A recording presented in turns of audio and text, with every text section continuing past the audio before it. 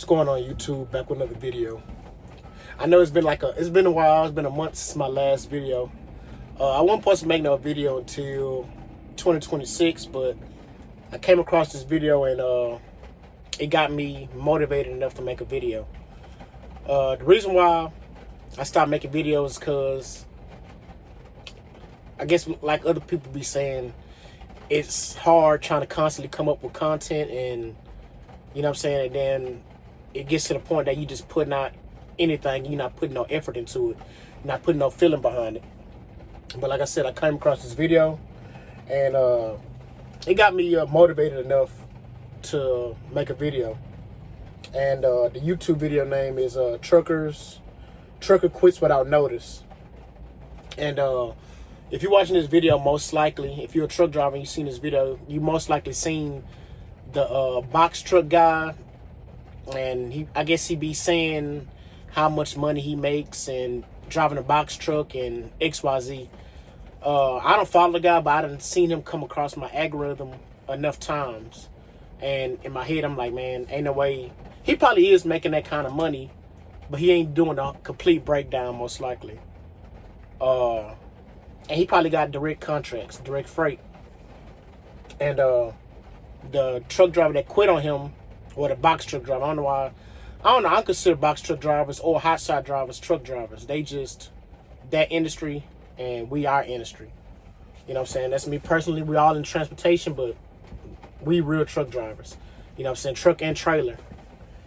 But I'm gonna play the video. I would edit it in here, but I don't want to do all that. Yeah, the downside of trucking and how I lost one of my trucks on the contract. So I had 2 trucks on the contract going from Florida to Alabama, round trip every single day, right? Last week, my driver quit on me out of nowhere, no notice. The day that we had to pick up, he just pretty much texted me saying, yo, I'm not coming back. Cool, it is what it is. That week, they replaced one of my trucks because I had to get maintenance done. I was getting sleep. Okay. He was saying that, well, you heard what he said. He had a contract, obviously. Round trip, that sounds pretty good. He probably getting paid real good off the load. I understand, you know, he the business owner, he got to pay XYZ, but since he got an influence, a lot of people that came over to him, they seen he showed all these money breakdowns, so people that got hired onto him, they thinking they're gonna get paid the same amount of money, which we should know that's reality. That's not gonna happen. But you showing that you're making all this money, people gonna expect that you're gonna help them get an opportunity to make some good money and change their lives. If a truck driver, which I've done it before, plenty of times, this job is the longest trucking job I done stayed at my whole career. My first trucking job that I stayed at the longest without quitting was Schneider, my very first company. It's because I didn't know where I wanted to go. But I was looking for jobs. Probably after a year, I was looking for jobs, but I couldn't find nothing. Nobody wanted to hire me locally for some reason. So far, I'm coming on my 2-year mark in February, which I will be quitting this job probably in February if things go how I need them to. But it always comes down to money. If a truck driver quits, either somebody gave him a better opportunity, or the money wasn't making sense. You know, truck driver not gonna want to run their whole clock unless it's worth it. You know, unless they calculate their money like, oh yeah, I'm trying to hurry up and I'm gonna make this amount of money this week, or let me try to run my whole clock and maybe I can get another load on top of this load to make my check even bigger. You know. But yeah. But I'm gonna get to the part that reason why I made the video. Was in the truck, you know, I'm all rusty. that stuff. This week, I hopped in the truck along with my driver and ran the lane. So late, I happened at once, and they came to me and said, you know, for them, but they still want to lead people, right? When you happened at once, and they came This to me and dude said, you know what, Sam, we're gonna remove one of your trucks off the lane, so you just be down to one. You know, we don't want to put all our eggs in one basket. This is why you got to hire right when you expanding your business. Your truckers and your drivers is everything. Box truck, semi truck, if you're hiring people to run for you, you got to hire reliable people.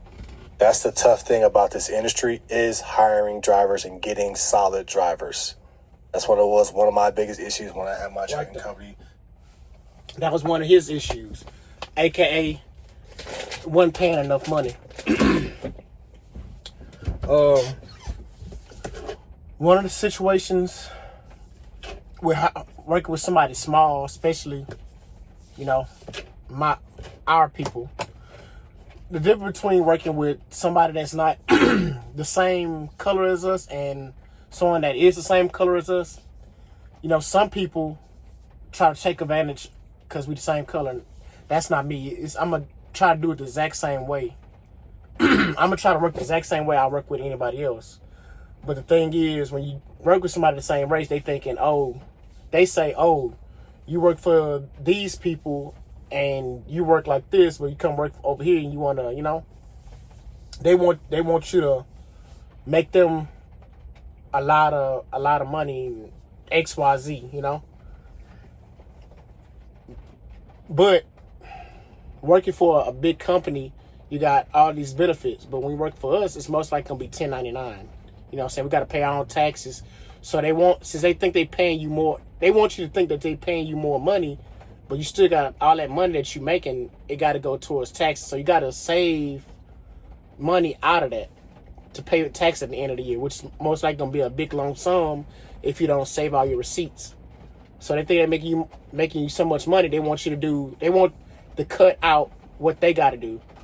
They want you to check over the truck, which you got to do anyway, but they want you to check over the truck, go take it to go get maintained, because most likely it's not going to be a regular shop. So you're going to have to go back up off the street, and you know what I'm saying? It becomes like a lot of work, and you're more likely to hurt your CDL and get stuck where you at. You know what I'm saying?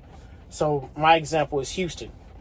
And if you live in Houston, you know McCarty. You know what I'm saying? A lot of tire places be off the street. We got big mechanic shops, but a business owner, they're gonna want to go to the cheapest place they can find. They want their truck close to them.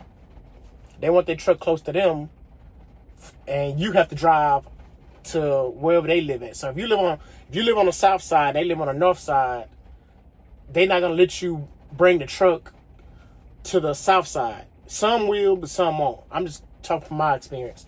They want their truck to be close to them so they can go look over it. You know what I'm saying? They want to look over their truck and make you drive all the way to them. You know what I'm saying? But they still want you to look over the truck yourself. So it's crazy.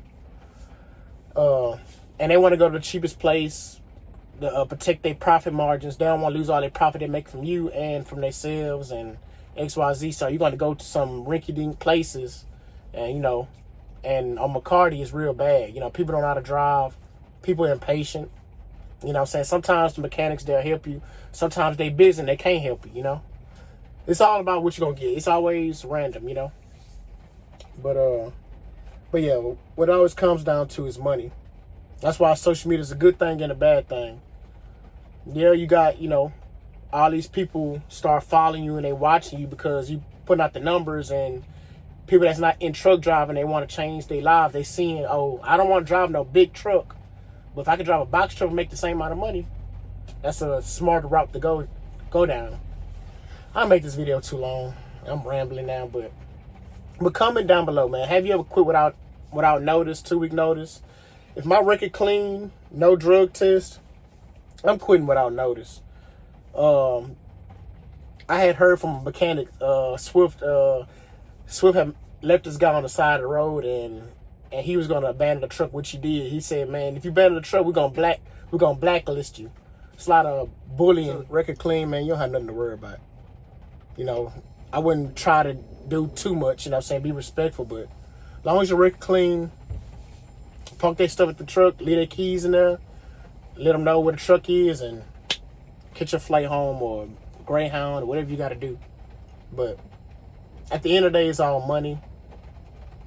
I most likely don't plan on hiring anybody if I ever get my own trucking company, and I really don't want to. I'd rather just be me and my wife a truck company with just me and my wife, and we make money off each other, you know. I don't have to share nothing. It's just straight.